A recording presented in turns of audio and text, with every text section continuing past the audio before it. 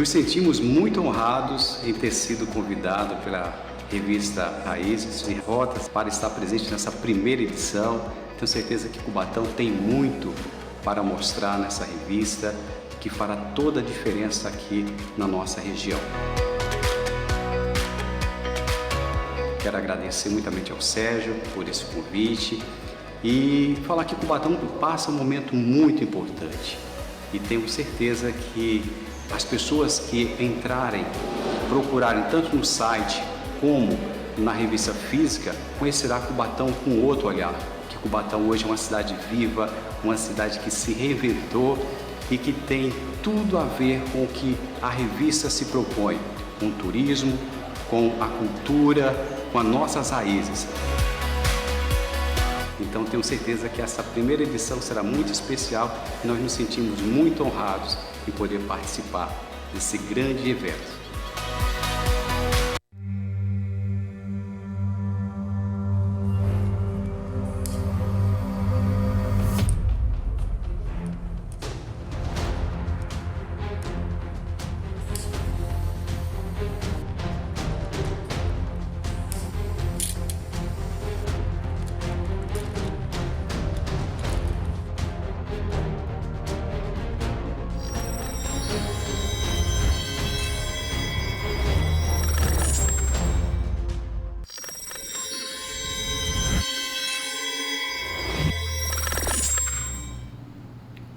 Olá amigos, estamos de volta para mais um Protagonismo Regional em Debate, transmitido todas as segundas-feiras nos canais do Protagonismo Cidadão. 2026, uma nova versão, agora muito mais focado na área política, na área pública. E por essa razão, no segundo programa deste ano, nós estamos trazendo como convidado especial o advogado especialista em direito eleitoral, em direito sindical, grande amigo, velho amigo, professor também, Rogério Merrana. Rogério Merrana, seja muito bem-vindo mais uma vez. Obrigado por ter aceitado o convite e é um prazer recebê-lo aqui. França, o prazer é meu. Você é um amigo de longa data. Hoje a gente estava até nos bastidores comentando quão longa é essa data. É um prazer estar aqui, um prazer estar contribuindo para essa nova etapa desse projeto que eu acompanho sempre. Ainda mais na presença dessa mesa aqui de peso que você já vai apresentar, então eu vou deixar para você apresentar. É verdade. Mas só gente boa e amigos. Comentava agora há pouco que um programa especial assim, que a gente precisava de uma preparação mais especial, tinha que ser com amigos para nos ajudarem, porque eu sou mais fraquinho aqui, no meu lado esquerdo aqui, a advogada Maria Cristina Gontijo. Cris, seja bem-vinda, muito obrigado por vir novamente. Olha, Sérgio, é difícil, eu fico muito honrada. Primeiro, parabenizá-lo por essa nova etapa também do programa. É um programa que já consolidou, né, a sua audiência aqui, não só na nossa região, mas no Brasil e fora do Brasil, né, online nas redes também. E confesso que fiquei muito feliz em receber esse convite especial para estar nesta mesa, neste programa, com amigos tão especiais, como no caso aqui você, o Dr. Rogério Merrana, que é uma referência na área eleitoral, também um grande amigo e referência que levo aqui no coração, e também o outro convidado que eu também deixarei para que você possa fazer as apresentações. Isso aí, eu com a minha voz de Cid Moreira. Do lado direito aqui está o Alexandre Machado, que é advogado especialista em petróleo e gás, também é professor da FATEC. A Cris não foi professora do Senep, está professora ainda na Unisanta, Cris? Sim, na realidade eu estou na Unisanta, fui coordenadora do Senep, ainda continuo alguns projetos como professor e também algumas pós-graduações ao redor do Brasil, continuamos. E só para até aqui disparar aqui a notícia, o professor Rogério Merrana também estará conosco na Unisanta esse semestre. Exato. Lecionando direito eleitoral, então... 3 professores aqui. Estamos aqui, o professor Alexandre Machado também é um grande amigo. E é um professor muito querido, viu? Que eu vejo os alunos dele comentando ali.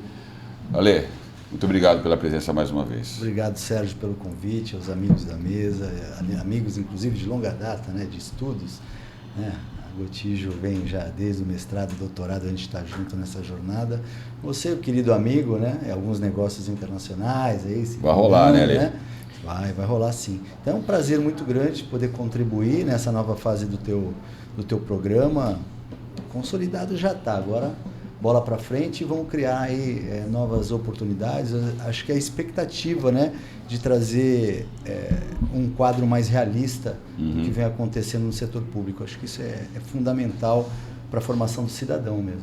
Estava olhando naquele grupo da OAB, até que eu faço parte, não sou advogado, me chamaram ontem, semana passada, um advogado, acho que argentino, me chamou, doutor Sérgio. Falei, caramba, doutor Sérgio, estou no grupo da OAB aqui. Eu estou lançando um curso aí de espanhol. Agora, você não está no grupo, olha, vamos ter que colocar eles no grupo. O Antônio está lá no grupo, mas a Cris não está e o Mejana não está. Então tem que dar um jeitinho lá para não sei quem é o moderador do grupo. Você também não está no grupo? É das comissões, né? É o direito internacional. Quem me colocou nesse grupo foi o Richard. O falecido Richard. Gente, falecido eu Richard. fazia parte também da comissão, Sim, com o doutor Fischer, Você saiu muito do querido. grupo? Sim. Não, eu nem ficou, mas eu estava na comissão, mas eu É tô que é no grupo. tanto grupo. Eu estava procurando você, não, Ultimamente, gente, mas dá como eu estou uma nesse grupo, silenciada. eu vou pleitear lá. Não, cadê o Alexandre Machado, a Maria Cristina Gontijo e o Rogério Mejana. Mejana, eu vou fazer aqui contar uma historinha para quem não conhece. Quando eu conheci o doutor Rogério Mejana, ele advogava para alguns partidos, para alguns grupos. Eu presidia um partido político, o antigo Democratas, que agora é a União Brasil. E nós fizemos um evento para discutir naquela época as estratégias das assessorias jurídicas dos partidos num cenário onde a judicialização da política estava muito forte.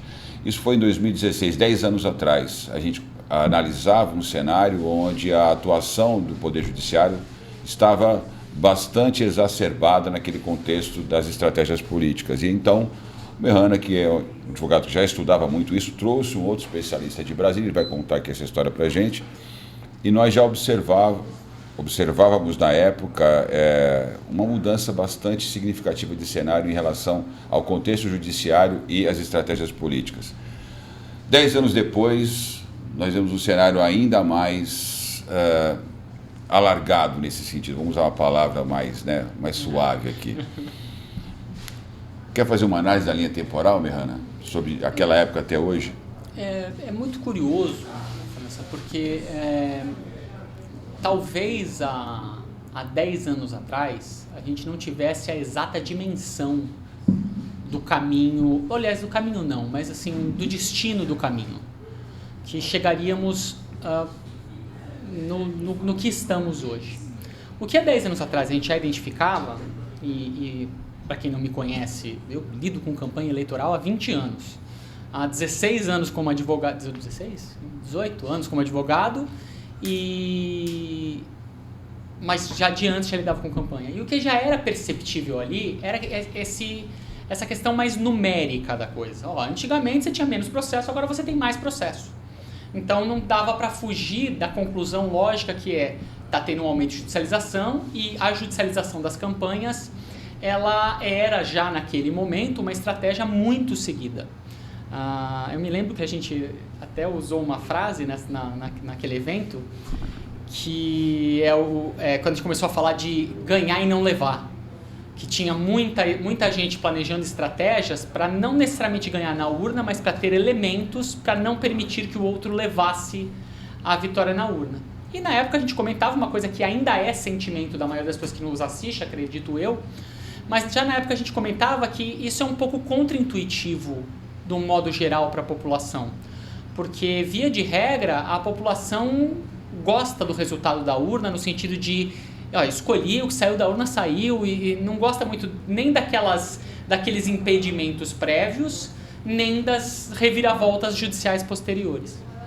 Mas o que a gente tem, e aí tem gente muito mais competente na mesa para falar do que eu, é que chegou na Justiça Eleitoral, junto com esse aumento de demanda que foi feita pelas próprias campanhas, chegou também na Justiça Eleitoral ali, mais ou menos na mesma época, e está muito presente hoje, uma nova forma de agir do judiciário, uma forma mais proativa do judiciário. Isso também chegou no direito eleitoral. Então a gente vê, agora para esse ano tudo parece que vai estar um pouco mais estabilizado, mas nas últimas 2, 3 eleições, as resoluções do TSE, nem todo mundo precisa saber isso, me desculpa, eu vou te explicar, que a Justiça Eleitoral tem um papel duplo, ela tanto julga os processos quanto ela regulamenta as eleições. Então ela expede resoluções para explicar o que a lei diz. Ou pelo menos deveria expedir resoluções para explicar o que a lei diz, e passou que nessas explicações começou a vir questões jurídicas que não necessariamente estavam na lei. E que muitas pessoas olham para isso e falam, a Justiça Eleitoral está inovando por meio de resolução. Mas repito, sem querer perder o foco, para também vou deixar os outros falarem. Isso começou a acontecer muito de 2, 3 eleições para cá. Foi muito forte o estabelecimento por resoluções daquilo que se formava como jurisprudência. Então, antes da Justiça Eleitoral enfrentar os problemas e decidir como deveriam ser resolvidos, ela antecipava por meio das resoluções falando, isso aqui vai ser assim. E repito, sem querer ser insistente, mas isso é muito contrário ao sentimento geral da população. Na média, a população não entende isso. Então, independentemente da questão jurídica, que é absolutamente questionável também, e que provavelmente a gente vai debater com mais profundidade, antes mesmo da questão jurídica, a gente tem que entender a questão social. Isso gera um sentimento estranho na população, isso gera uma reação estranha, e isso gera uma impressão ruim na população, que fica contaminando a eleição.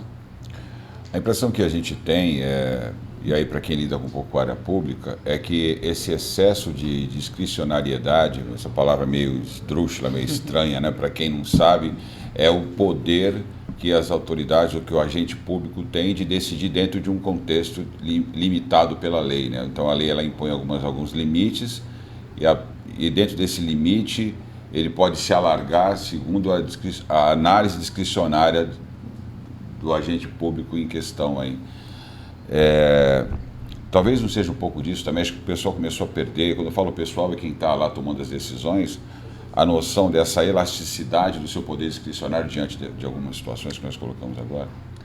Olha, Sérgio, primeiro dizer que de fato, bom, eu como advogada, nunca trabalhei como advogada eleitoral, mas eu acompanho eleições praticamente desde os meus 12 anos de idade, porque minha família sempre foi envolvida com partidos políticos, eu sempre participei muito dos pleitos, enfim, então, volta e meia também eu estou ligando pro Rogério, porque volta e meia a gente acaba tendo algumas situações e, enfim, temos até aí uma parceria também de longa data aí, em relação à questão de eleições, né, da advocacia eleitoral.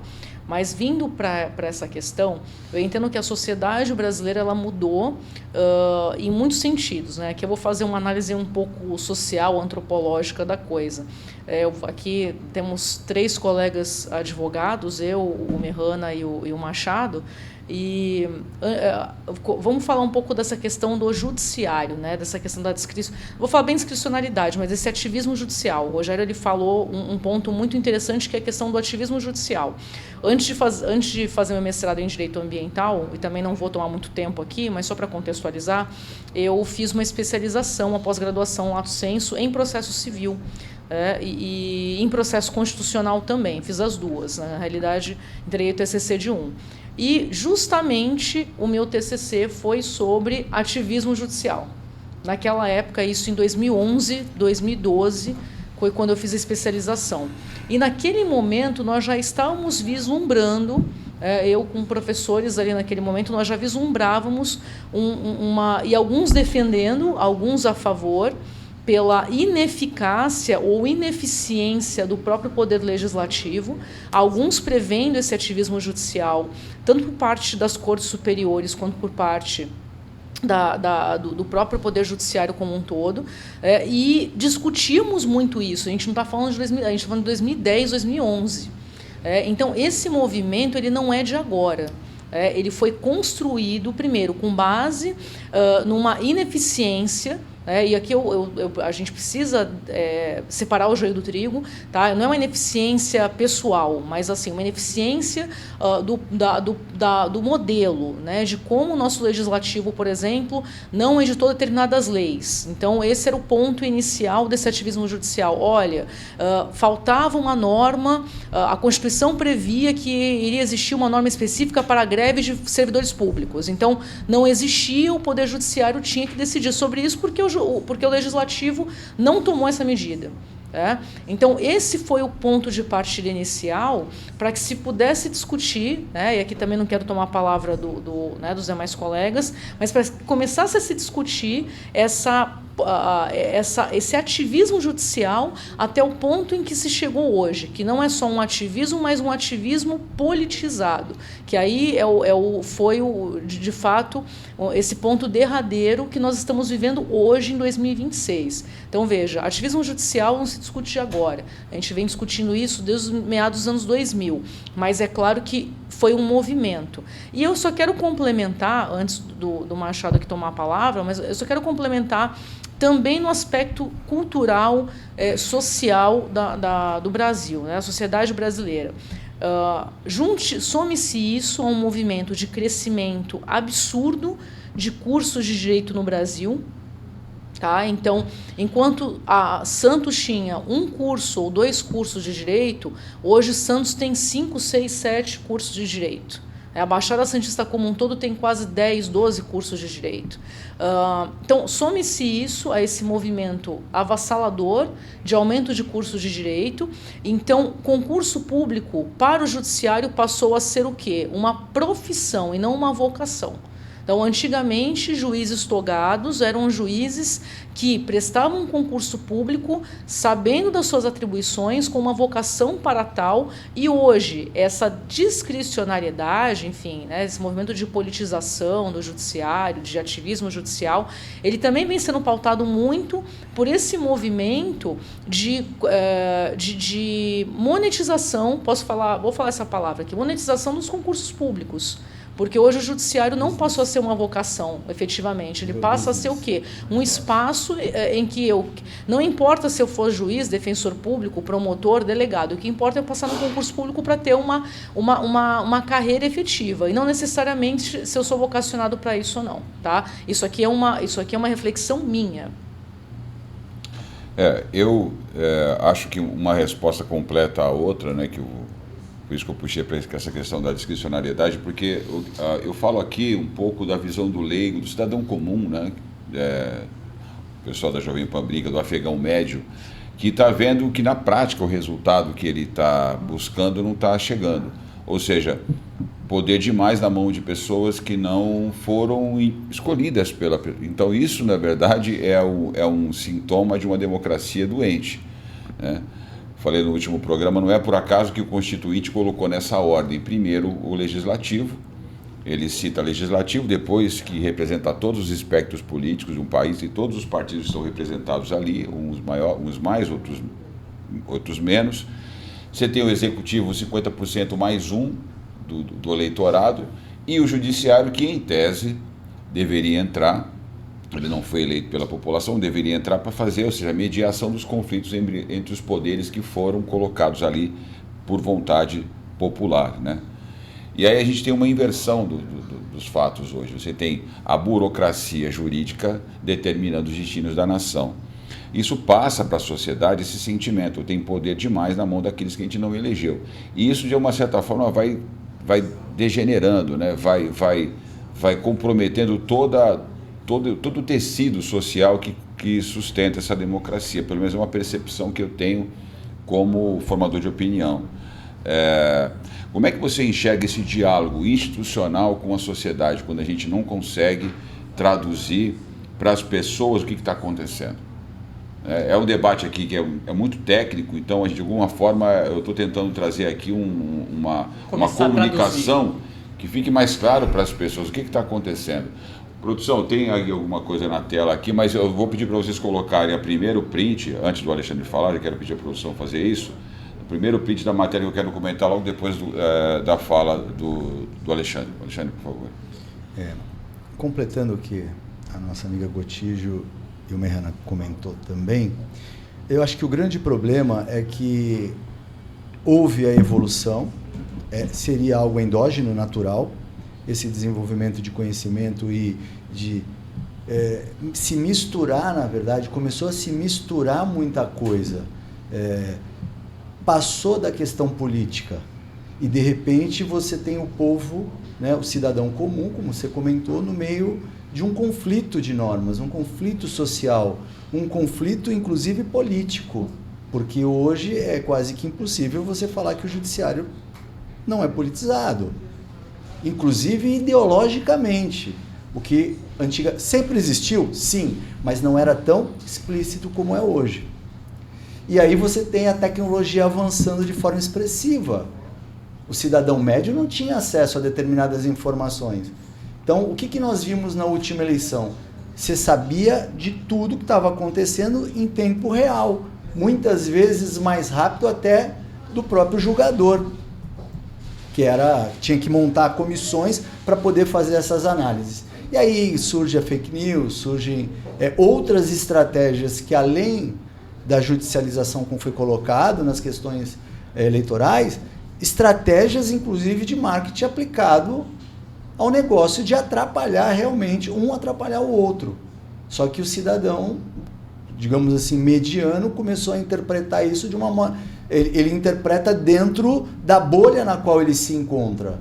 Então, se ele é de um lado, ele vai fazer ali um tipo de leitura. Se ele é do outro, ele vai fazer outro tipo de leitura. Você analisa a composição dos julgadores eleitorais, dependendo da composição, ele tem uma linha de discussão.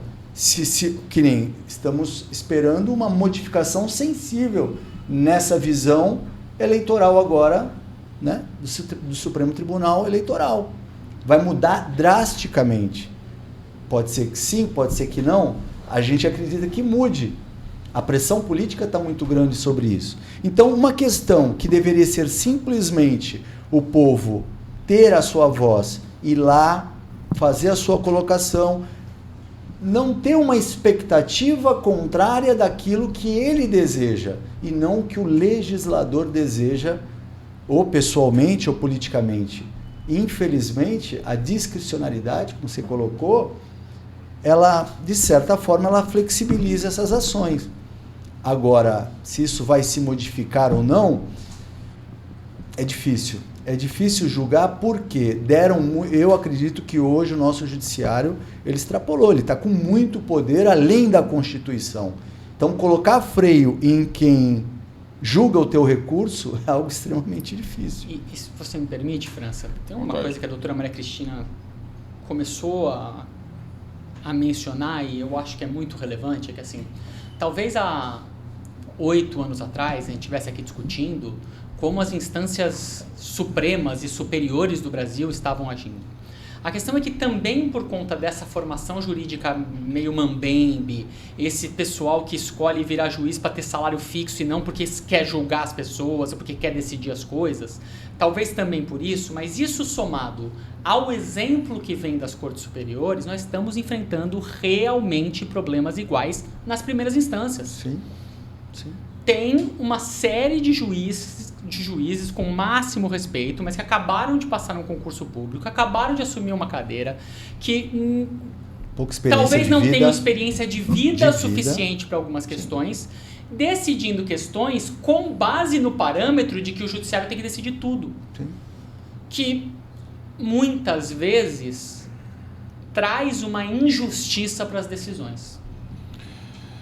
Isso não estamos discutindo nem as infiltrações que ultimamente andam acontecendo, as formações direcionadas do jurista, e aí a gente tem... Ninguém aqui está discutindo corrupção, nada. Está discutindo, por enquanto, dentro de um campo acreditando legítimo. Que haja legitimidade. Partindo dessa premissa, né? Sim. Produção, tem a matéria da CNN, análise aí envolvendo o Moreira de Aragão, de agosto de 25.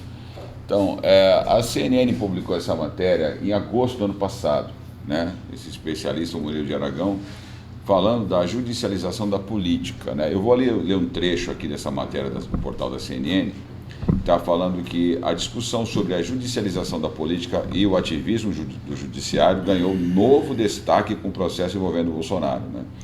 E a análise dele é que o caso apresenta clara contaminação política. Eu tenho 3 matérias que eu separei, mas eu queria destacar essa aqui, porque o portal da CNN está mais no centro ali, então acho que ele não está muito pendendo para nenhum espectro político, né? E ele fala que esse cenário se intensificou, isso foi um pouco antes do julgamento que condenou o Bolsonaro, né? E ele fala das tensões institucionais. A análise aponta que o ambiente de polarização é alimentado tanto pela postura do próprio Moraes, né, como pela resistência do Bolsonaro às medidas judiciais, caracterizado por uma estratégia de guerrilha verbal e desqualificação das decisões. O conflito institucional entre Supremo e Legislativo também contribui para a intensificação dessa politização. Aragão observa que existem cerca de 29 pedidos de impeachment contra o próprio Moraes, com um acordo tácito para que elas não sejam colocadas em pauta no Senado.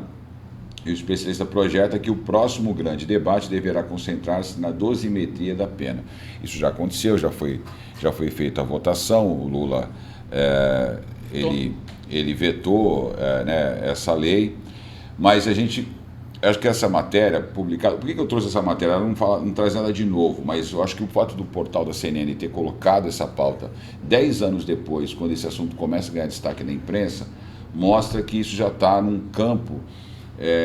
já não é mais segredo para ninguém que há uma degradação da nossa estrutura institucional no país. Né? É como se tivesse rasgado o direito. E eu falo muito isso com os professores que eu conheço, os amigos, porque como eu formava policiais... A matéria que eu ministrava para eles, apesar de não ser advogado, era a Teoria Geral do Estado. Você tem que fundamentar de quem são os poderes, quem aplica os poderes do Estado. E para as pessoas que não têm familiaridade com esse tema, muitas vezes não entendem que o poder de polícia do Estado não é do agente, ele é do Estado, ele é um longa-manos, ele é um agente de aplicação desse poder. Mas é tão difícil, né, você entender isso, né? O poder não é seu, você está representando o poder estatal. Mas vai chegando um ponto que os caras, não nem mais juiz, né? Já está escancarada essa degradação institucional no país. Bom, então, só complementando... Ou você não concorda com isso? Complementando... Não, na realidade, e complementando as falas dos meus colegas que me antecederam, e que o Alexandre também, o fato é, tudo isso que aconteceu na nossa sociedade brasileira gerou essa consequência. E eu digo mais, agora que é uma análise até um pouco também, não só técnica, mas também até para o público leigo que nos assiste, uma análise também pessoal. Vamos imaginar o seguinte: o Brasil ele passa por uma ditadura militar, um regime, para alguns regime, para alguns ditadura, para outros ditadura, tá? Então, procurando aqui ser um pouco técnica, mas para alguns ditadura, para outros regime militar. O Brasil ele sai desse movimento, ele vai para um movimento chamado de redemocratização, que na prática, tá, Sérgio? Aí eu falo um pouco disso porque o Alexandre ele me acompanhou no mestrado, meu mestrado foi um pouco sobre essa parte. Eu falei sobre federalismo cooperativo. Só para contextualizar, não querendo ser prolixa, mas a ditadura, na realidade, um dos motivos pelos quais a ditadura ou o regime militar acabou foi pelas questões econômicas, não necessariamente pela questão da necessidade de democratização, porque pela liberdade de expressão. Tá? Então, o Brasil precisa rever a sua história e entender que a ditadura militar, na prática, ela acaba por quê? Porque o governo militar está falido, né? Então, e os mandantes regionais, locais, não tinham mais como sustentar esse governo falido, inclusive um governo fechado. Depois veio o movimento de redemocratização e a abertura do nosso país para uma globalização. Por favor, me corrijam se eu estiver errada. Mas por que eu estou falando isso? Porque junto com esse movimento de redemocratização, nós tivemos aí colegas, né, que hoje são os atuais ministros do Supremo, que estavam cursando o curso de Direito e muitas vezes eram contra esse regime que vigorava à época. São esses os nossos atuais ministros das Cortes Superiores. Que, como o Alexandre falou, e aqui eu assino embaixo, ideologicamente sempre foram contra o regime que vigorava, que era o regime da ditadura militar. Só que hoje isso virou uma caça às bruxas. Tá? E isso, para mim, é muito perigoso, porque na medida em que o agente, né, que respondendo a sua pergunta, que o agente que representa o Estado, ele coloca suas opiniões pessoais junto com o cargo, o princípio da impessoalidade acabou para a gente, rasga a Constituição. Eu posso ter uma predileção política. Eu posso, por exemplo, na minha religião, ser contra o aborto. Isso, nossa, eu fui estagiária eu estagiei na magistratura paulista e eu fiz pós-graduação com magistrados desembargadores. E algo que sempre me colocavam muito era isso. A minha religião pode ser, por exemplo, contra o aborto, ou eu posso ser cristão e posso julgar um muçulmano. O cargo, ele me obriga como Estado a pensar de forma como se o Estado fosse, e não a minha opinião pessoal, e não a minha ideologia pessoal. Então, isso é um fato. Na medida em que nós assistimos ministros da maior corte, da corte mais alta do Brasil, cuja função, entre aspas, é defender a Constituição, colocando seus interesses pessoais e falando em público, inclusive, em cerimônias de formatura, em eventos políticos, colocando abraçados com cantores, artistas e defendendo pautas políticas, isso, para mim, é muito perigoso. Isso realmente representa uma quebra, mais do que uma quebra de paradigma, um perigo para a nossa própria ordem e para a nossa democracia. Isso, para mim, é um perigo, sim. A gente era um fundamento básico para formar um policial dizer o seguinte: você representa o Estado não tem raiva, o Estado não ama, o Estado não odeia, o Estado não tem ciúme, o Estado não tem inveja, o Estado não anda mão dada com ninguém por aí. O Estado, ele simplesmente é uma estrutura que serve para dirimir conflitos dentro da sociedade. As regras, né? A soberania do Estado se impõe através das leis.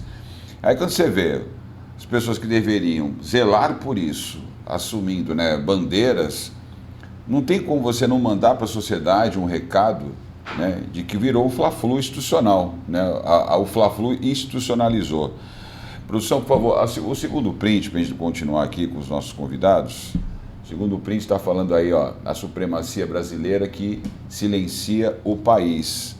E é um aspecto importante, eu separei essa segunda aí, que é do Brasil Economy, falando que quando a judicialização da política brasileira ganha poderes que antes cabiam ao Legislativo e Executivo, entretanto, podemos observar que tal poder tem causado um desequilíbrio democrático que está comprometendo o Brasil. O Roberto Matheus Ordini, que é o presidente da Associação Comercial de São Paulo, que escreve esse artigo. O Ordini é uma figura bastante influente na capital, né? Comanda a maior associação comercial do país. E então nós estamos falando aqui de salvar a democracia enquanto você mata a própria democracia. Quem quer falar sobre isso aí? Com base nessa segunda matéria. Eu só queria fazer um comentário, França, porque nós, e agora não como advogado, mas nós enquanto sociedade precisamos fazer algumas meias-culpas. Né? Não há dúvida. Para entender alguma coisa. Porque se a gente voltar no tempo, há 10 anos atrás, há 12 anos atrás, há 18 anos atrás, e você fosse num programa como esse, acho que não tínhamos essas viabilidades tecnológicas, mas se fosse num programa de televisão que se propusesse a fazer um debate como esse, você provavelmente ia ouvir os comentaristas falando: mas o Congresso não trabalha, o Judiciário tem que fazer alguma coisa, que nem a doutora Maria Cristina acabou de falar agora há pouco. E nós, enquanto sociedade, deixamos isso acontecer. Exatamente. Deixamos isso acontecer e achávamos que estava tudo lindo e maravilhoso e é isso aí, porque o Congresso não trabalha mesmo. Do mesmo jeito, estavam pedindo intervenção militar agora há pouco tempo, estavam fazendo a mesma coisa. Então é bem lembrado, porque as pessoas acham que tem que ter um salvador da pátria para as coisas. Querem terceirizar a sua responsabilidade a um salvador da pátria, exatamente isso que eu ia falar. E aí eu ia concluir no sentido de que, e aí nós vamos chegar agora em outubro e pode me cobrar, você que está em casa, pode me cobrar 30 e tantos %, se não 40% de abstenção nas eleições. Perfeito. Aí a pessoa está insatisfeita com todas as razões do mundo, com toda a legitimidade do mundo, não reconhece a sua parcela de responsabilidade enquanto sociedade e chega naquele momento em que dá para tentar fazer alguma coisa e falar: todo mundo é bandido, eu não vou me meter com isso, eu não quero saber, eu vou ficar em casa. Então, também, apesar de não estar discutindo o mérito da indignação e do problema, mas a gente tem que fazer a nossa parte. Alexandre, eu quero até comentar com base nisso também a fala da Cris, porque nos modelos de regime, ditadura, seja lá o que alguém quiser chamar, É importante a gente entender, e muita gente às vezes faz algumas confusões, né? O Brasil, historicamente, ele é comandado por sistemas de oligarquias e grupos de interesse, basicamente desde a transição do Segundo Império para a República, né? Então, ali a gente teve um movimento de oligarquias brasileiras que se instalaram no poder e até hoje controlam de alguma forma isso. Então, eles ficam observando, movimentando, seja para os militares, seja para outros grupos, mas é onde está o poder. E, de certa forma, as pessoas confundem esses grupos de interesse com o empresário. Então, todo empresário é malvadão, porque um grupo de interesse controla o país, ou alguns grupos de interesse controlam o país. E tudo gira em torno desse ciclo de poder. Então, isso, de fato, não é democracia. Enquanto o Brasil não passar limpo essa questão, não entender quem é que está controlando esse sistema, seja na mão dos militares, seja na mão de outras corporações, como o judiciário, como as polícias, exércitos, seja lá qual for os grupos de interesse, né, a gente não vai conseguir realmente estabelecer um regime que possa responder os anseios da base social brasileira, né? Acho que o Protagonismo Cidadão é um programa que quando a gente criou, tinha e tem ainda esse propósito, fazer com que debates dessa importância cheguem cada vez mais, né, no cidadão comum. Com base nisso, até nas respostas dos dois, Alexandre, você tem expectativa de que a gente consiga, no médio prazo, de alguma forma, fazer com que as pessoas entendam isso que o Mejana falou? Depois da LDB, Fernando Henrique Cardoso, houve a delapidação da educação do Brasil. Acabou. Isso é pensado, gente. Isso não aconteceu de uma hora para outra. Isso foi pensado, foi delapidando. Eu vejo a educação que meu pai teve, minha mãe, a educação que eu tive na escola pública. Sou bolsista a minha vida inteira, estudei em escola pública a minha vida inteira e vejo a educação hoje. Então, isso é proposital. E quem viaja muito pelo Brasil, vai muito para a região norte e nordeste, lá é mais grave ainda. Por quê? Porque o indivíduo que tem a sua educação limitada, ele vai acompanhar o que mandam. Então, é aquele indivíduo que troca um voto da sua comunidade pelo teto da igreja, por uma doação de teto da igreja, por uma doação para um churrasco, por blocos. Jogo de camisa.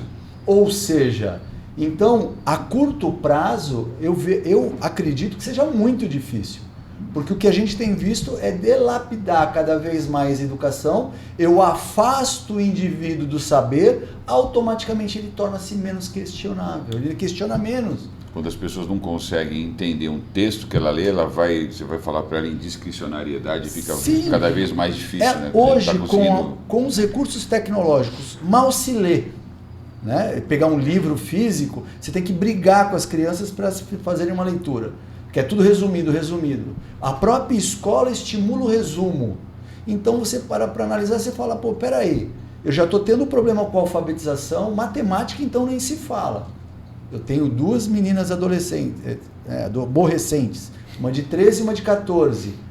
Eu estou vivendo isso dentro de uma escola teoricamente elitizada de Santos, que é o Jean Piaget. Eu vi a degradação desde a sua entrada até o final. Culpa da escola? Não, culpa de todo um sistema que tenta se manter. Automaticamente as crianças, talvez por falha também dos próprios pais, não conseguem acompanhar e tornam-se frustradas. E aí largam de mão. É diferente do jovem de antigamente. O jovem agora, a escola pública não tem mais reprovação, gente. Vai para o conselho, do conselho. E aí se não tiver jeito, vai para o conselho, que o conselho dá uma... Então, peraí. Aquele medo que nós tínhamos de ser reprovados na escola não existe mais. Então, como é que eu penso em fazer uma discussão séria, seja política, econômica, social, né? Se muitas vezes eu sou convencido que eu não preciso disso, que o governo, o Estado está lá para te ajudar. Infelizmente, essa é uma realidade. Vou pedir para a produção cortar o último print que eu coloquei, agora sim um portal mais canhoto, que é do 247, eu vim colocando mais à direita, coloquei um do centro, agora um mais canhoto, para todo mundo ficar feliz. Toffoli está brincando com fogo, diz Eliane. Eu ia falar Canhantete, mas é Catanhede. Desculpa, eu ia falar errado. Da Globo News. Então, e aí o portal comenta aqui, o Supremo Tribunal Federal enfrenta uma nova onda de desgaste institucional marcada por decisões monocráticas que ampliam a percepção de autoblindagem e levantam suspeitas sobre motivações políticas. Informações foram publicadas pelo Jornal do Estado de São Paulo e descreve um ambiente de inquietação dentro e fora da corte, deve ter causado um alvoroço lá dentro. Segundo a colunista, o STF estaria arriscando a sua própria credibilidade ao acumular deliberações individuais que têm impacto direto na relação com o Senado, no debate público e na confiança nas instituições. O Supremo está brincando com fogo e com a sua própria credibilidade. Isso aqui foi publicado já no final do ano, em dezembro do ano passado. Só para a gente ter... então foram 3 prints que eu trouxe para a gente tentar entender o que a CNN colocou, depois que veio um artigo do Ordini, né, no Economy Brasil, e agora esse do Estadão, replicado pelo Portal 247. Para quem quiser depois as fontes, eu vou pedir para a produção colocar esses links na descrição do vídeo. O que, produção? Para o pessoal que quiser depois conferir essas matérias que nós estamos comentando aqui. A gente está indo já, acho que faltam uns 10 minutos para acabar o programa. Só 2, produção? Meu Deus, rápido, eu vou correr aqui. Cris, você quer comentar rapidinho essa matéria aqui? Eu tinha coisa para falar ainda, pô. Eu tenho que fazer mais um programa desse aqui. 20? Ah, tá bom, que susto, é 20 só. Então, vamos lá. Poxa vida. Na ordem estava o Rogério, né? Mas para mim agora. Mas eu preciso fazer esse comentário, porque senão não vai ser eu. Mas quando o doutor Alexandre Machado falou não, eu falei, pronto, eu lembrei do Romário, quando o repórter da Casa TV perguntou para ele, Romário, você acha que a gente vai ter uma geração igual a de 94? Ele, não. Já, pá. Aliás, eu adorei objetividade. Objetividade, mas é exatamente isso. A gente some-se tudo que está acontecendo a essa crise que nós estamos, que a sociedade está passando. E o fato é esse. Eu quero também fazer um rápido recorte, porque nós vamos falar aqui da credibilidade do STF, mas só um rápido recorte para acompanhar a fala aqui do Machado. Gente, hoje... que já o número de beneficiários do Bolsa Família já ultrapassou o número de pessoas com carteira assinada no Brasil. Então, isso por si já fala alguma coisa, já é um espelho do que a sociedade está se tornando. E quando se fala em credibilidade do STF, isso é o reflexo de que nós somos intocáveis, a sociedade do jeito que está não vai, quem quiser fazer alguma coisa, nós vamos sufocar, né, porque já chegou num ponto em que é uma autoblindagem mesmo. E aqui, para qualquer estudante de direito que não tenha lido só o resumo, pelo menos, eu sei, o professor Rogério Merrano, ele também ensina introduções do direito. Não sei como que ele vem ensinando isso para alunos de 17, 18 anos de idade.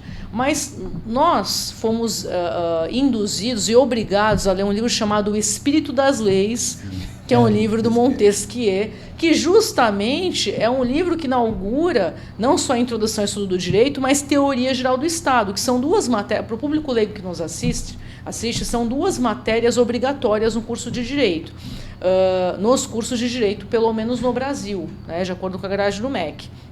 Então, esse livro justamente remonta ao espírito do que seria, né, a nossa república, do que deveria ser uma república, res pública, coisa de todos, né, a república de Platão, enfim. Ele já falava que não ia ser boa coisa. Então, Platão já adiantou as coisas. Exatamente. O Montesquieu, quando o STF diz nós somos autoblindados e somos o poder intocável, isso já denota um total desequilíbrio entre os poderes. Aliás, mesmo falando de polarização política, eu vou dar um exemplo. Estados Unidos. Onde que na Suprema Corte Americana teria gente paga para puxar a cadeira dos ministros? Onde que nos Estados Unidos um ministro de Corte Suprema iria num ato político com cantores? E aqui para qualquer linha, tá? Seja o ministro para a direita ou para a esquerda, não existe isso. Então, o judiciário, por si, ele sempre foi o último a ser acionado. e não aquele que se autoblinda e faz o que bem entende. Isso por si já é rasgar o espírito das leis, que previa esse sistema de freios e contrapesos, e demonstra claramente que o princípio da impessoalidade, que também é um princípio presente na Constituição de 88, ele está contaminado. E aqui como eu falei, são reflexões que nós estamos fazendo. Tá? Exatamente. Quer comentar? Nós estamos na última rodada. Não, só queria comentar que... Pode me corrigir, tá, Mihana? Não, a gente enquanto sociedade, a gente precisa também entender que para o bem e para o mal o mundo está mudando. A gente está aqui hoje podendo debater isso por uma ferramenta que há 20 anos atrás era... 20 não, mas há 30 anos atrás era impensável. Exato. Era inimaginável. Não era possível imaginar 30 anos atrás essa ferramenta que nós estamos usando aqui hoje. E o pessoal vai ver na TV de casa, ninguém vai ver no celular. Muitos vão ver, vai vincular na sua tela do quarto e vai assistir a gente lá, como se estiver no programa de TV normal. Exatamente. E tantos outros vão ver um programa de TV normal no celular, no ônibus, enquanto estão indo para São Paulo, vai ouvir, não vai ver. Percebe? Então, o mundo está mudando e todas essas grandes revoluções, elas têm um impacto na sociedade. Então, eu concordo com o não peremptório dele. A gente não tem que ter muita expectativa para breve mesmo, mas a gente tem que ter a resiliência e a esperança de que isso vai se acomodar. E esses sintomas que a gente está vendo no judiciário, no legislativo, no executivo, na sociedade, o mundo está mudando. A ordem mundial está acabando. Talvez daqui a 5 anos ninguém mais fale de ONU. Desglobalização seletiva, essa é a palavra. Então, o que eu acho que, assim, concordo. Aliás, não é só que eu concordo, é como que eu iria discutir os problemas da nossa educação. Não tem nem como discutir, de tão evidentes que eles são.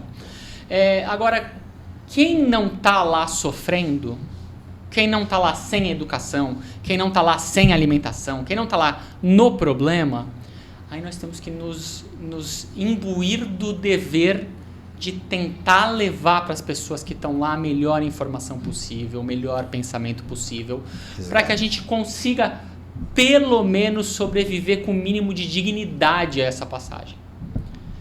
Talvez a gente não consiga, como o não peremptório foi muito preciso, talvez a gente não consiga mover a sociedade e reformar o que precisa ser reformado. Mas a gente pode, enquanto sociedade, encarar com dignidade e cabeça erguida os problemas e ser exemplo para as nossas autoridades de que não é bem assim. Como o Mihana falou agora, a gente tem tecnologia para fazer isso também, um outro pilar desse canal, dessa plataforma, pensar com inteligência como a gente consegue mitigar, ou essa não seria a palavra, mas de repente acelerar um processo de retomada, porque realmente concordo com você, no curto prazo é sempre difícil, porque é uma espiral descendente. E isso se retroalimenta. Porque quanto mais ignorância, menos consciência da ignorância. Então como é que você vai sair dessa espiral, né, desse ciclo fechado, se você não tem consciência do que você poderia gerar em termos de riqueza e de capacidade de desenvolvimento? Porque nós não conseguimos gerar riqueza porque, na verdade, a ignorância prospera. Então, a pessoa, além da ignorância, tem uma série de amarras para quem se beneficia desse modelo. Sistema, né? Há algumas teorias, eu conversava isso com uma amiga advogada no sábado, por que as sociedades colapsam. Né? Há 3 teóricos sobre isso. Sim. Hoje não vai dar tempo de falar, porque estamos acabando o programa, mas quem sabe no próximo a gente bate um papo sobre as razões que levam as sociedades a colapsarem, porque historicamente a gente tem sempre isso, né? As grandes civilizações que surgiram, chegaram ao ápice, depois começam a decair e se extinguem, né? Só que o que é interessante nesse momento, como o Mihana falou, nós estamos passando por isso em todos os continentes do mundo. Os países estão passando por uma crise social de valores, de instabilidade. Isso está acontecendo na China, está acontecendo na Europa, está acontecendo nos Estados Unidos. No Oriente Médio. No Oriente Médio, daqui a pouco. E aqui na América Latina nem se fala, né? Então isso é realmente alarmante. É algo para se pensar. Como a sociedade, e aí falando como humanidade, como nós vamos nos preparar para isso. E muita gente está olhando para o Brasil, porque o Brasil, com todos os problemas que ele tem, ele ainda tem um colchão. Ele tem ainda uma série de reservas, né? Um povo mais resiliente, nós temos reserva de água, de alimentos, somos autossuficientes em alimentos, enfim. Nós não temos grandes acidentes naturais comparado com outros países. Então o Brasil tem esse colchão, tem essa reserva. Então é algo para se pensar, né? O que nós vamos fazer com isso? Então você é um advogado brilhante, conhece esse mercado de petróleo, já falou para mim em alguns programas sobre que nós deixamos de explorar isso para a riqueza do país. E também como professor, existem saídas, não de curto prazo, concordo com você, mas existem meios da gente preparar pelo menos as próximas gerações para alguma mudança, né? Existe a necessidade de transformação, mas todas as mudanças ou qualquer mudança significativa que você deseje na sociedade, você precisa fazer um investimento, ou seja, você precisa do governante. O que está acontecendo, Sérgio? A gente está sem indústria. Nós paramos na industrialização, no desenvolvimento. Eu dependo de vários setores externos. Se eu não tenho formação de mão de obra em termos educacionais, se eu não tenho investimento em infraestrutura para crescimento, dinamização e utilização do próprio mercado interno para isso, o que acontece? Eu tenho quantas obras do PAC paradas? Foram lançados vários projetos, todos parados, não tem verba. Ou seja, como você falou, esse livro ele é bastante interessante, que ele fala que todo fim é econômico. Infelizmente é esse. E aí quando eu demonizo a questão econômica por uma visão política ou por uma visão ideológica, automaticamente eu estou levando esse sistema ao fracasso. O que a pandemia nos mostrou? Um processo de desglobalização seletiva. Quem tem dinheiro negocia, quem não tem dinheiro fica de fora. Foi o que aconteceu com as vacinas, com o respirador, né? Mudou a forma de fazer gestão com a China em termos de alocação de recursos emergenciais. Então eu tive uma modificação. Eu tenho a questão ambiental, sim, mas ainda tenho a questão da subsistência. Quando eu tiro a energia, eu torno ela cara, quem perde é o mais pobre.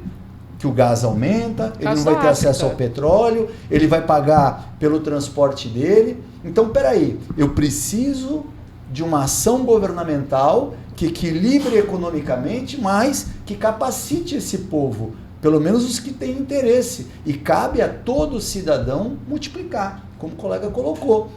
Ajudar na multiplicação. Se cada um estender a mão, lógico que a gente vai se unir e vai crescer. Só que dentro desse processo, nós temos uma grande mudança geopolítica que está acontecendo no mundo, né? Então eu estou voltando lá, quando falam lá do Trump da Groenlândia, cara, sem fazer nada, sem gastar R$1, ele militarizou a Groenlândia novamente.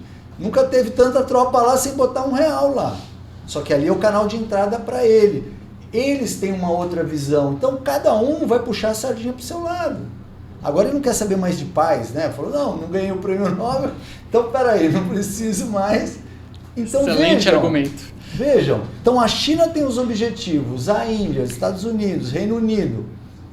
E aí, eu não sou assim, digamos assim, fervorosamente, espiritualizado, tenho as minhas crenças, mas a Bíblia já falava isso, o Torá já falava isso, o Alcorão já falava isso, que nós teríamos diversas modificações ao final dos tempos. E é o que a gente está vendo, com as migrações, né, agudas que vêm ocorrendo no mundo inteiro. Isso é só o começo, então a gente tem que esperar que... E nos prepararmos também, nos prepararmos, isso. Felizmente estamos chegando para o final, mas vamos voltar para falar disso. Vamos falar depois do tema por que a sociedade descolapsa e os advogados são obrigados a estudar sociedades para entender a dinâmica do direito, né? Começando por aqui, Cris, muito obrigado pela tua participação. Eu sei que eu posso contar sempre com você, apesar de às vezes mandar um convite na última hora, mas você entende que programas, entre aspas, jornalísticos são assim, é uma coisa meio dinâmica. Muito obrigado, viu, mais uma vez. Imagina, Sérgio, eu agradeço imensamente e fiquei muito feliz, foi um programa diferenciado mesmo, é uma mesa de altíssimo nível, agradecer aqui os meus amigos, né, que não são só colegas, são amigos, Dr. Rogério Merrana, Dr. Alexandre Machado, e fique tranquilo quanto aos convites em cima da hora, porque é que nem a vida do advogado, né, com os convites e as demandas vão surgir em cima da hora. Doutora, pelo amor de Deus, né? Que seja um ano próspero, um excelente ano para nós. e que tenhamos isso, essa clareza e essa consciência, essa resiliência para que possamos estar aqui debatendo de forma técnica, né, com alto nível, e que possamos levar, como disse o Rogério, para a sociedade essa clareza e esse conhecimento, né, não que sejamos os cavaleiros do apocalipse, mas de fato que possamos ensejar e plantar essa semente do debate consciente e com mais sabedoria e clareza. E parabéns ao programa por poder plantar essas sementes também, por propiciar essas sementes que sejam plantadas. A gente está tentando. Ale, obrigado pela tua participação. Espero que você tenha se divertido. Como sempre. Eu me diverti bastante. Sempre que eu possa, eu estou contigo. É uma honra, né, poder estar aqui com você. Esse ano é um ano... Eu acredito que seja um ano de mudança, um ano promissor. A gente tem que acreditar nisso, a gente tem que acreditar no nosso país, né? É eleição, nós vamos ter um ano totalmente diferente. Então, que cada um faça a sua parte, né? Como o Mehana falou, se cada um fizer a parte, já dá uma diferença social bastante significativa. Então, queria agradecer mais uma vez o convite. Sempre que possível estarei presente, a Cris, ao Dr. Mehana e a você, né, pelo excelente trabalho que vem fazendo aqui junto à sociedade. Eu que agradeço. E já oficialmente, por isso que eu deixei você por último, você está sendo convidado para ser comentarista na bancada, porque esse programa agora vai focar em área pública. Como você é especialista em direito eleitoral, eu quero que você componha o nosso time de comentaristas, como já faz parte a Cris e o Alexandre Machado. Muito obrigado, viu, Mehana? Eu já não diria não ao convite, muito menos ao vivo, né? Aí que eu não diria não mesmo. Feita a brincadeira. França, obrigado pelo convite, prazer te rever. Fazia tempo que a gente não se encontrava. E já vim feliz porque gosto de você, porque gosto do programa. E quando cheguei aqui, confesso que eu estava distraído. Se me mandaram a informação, eu não tinha pego. Então, quando eu cheguei aqui, que eu vi a doutora Maria Cristina, que aliás me deu um trabalho durante esse programa todo de chamar de doutora Maria Cristina, porque eu conheço ela como Marie desde o tempo da faculdade. Mas, pronto, aí, já ao vivo ainda. Mas quando encontrei com a doutora Maria Cristina, fiquei muito mais feliz. Conheci nosso amigo hoje. Vou levar no meu coração para sempre o não dele, porque às vezes tem que ser uma resposta como essa. Às vezes a gente quer explicar muito e mais atrapalha quem está ouvindo. Não, era um não mesmo aquela resposta. Ele fez muito bem em responder assim. E para você que está nos assistindo, desculpa qualquer coisa, obrigado pela paciência e é um prazer poder tentar contribuir com alguma coisa para quem está nos assistindo. Muito bom.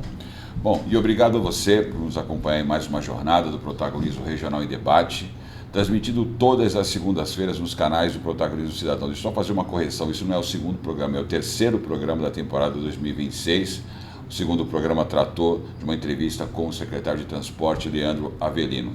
Você sabe que no Protagonismo Cidadão é assim aqui, o governo é você, até a próxima semana. Agora vamos sair correndo, porque eu vou fazer o ao vivo aqui, eu não vou nem conseguir nem se preparar. Agradar muito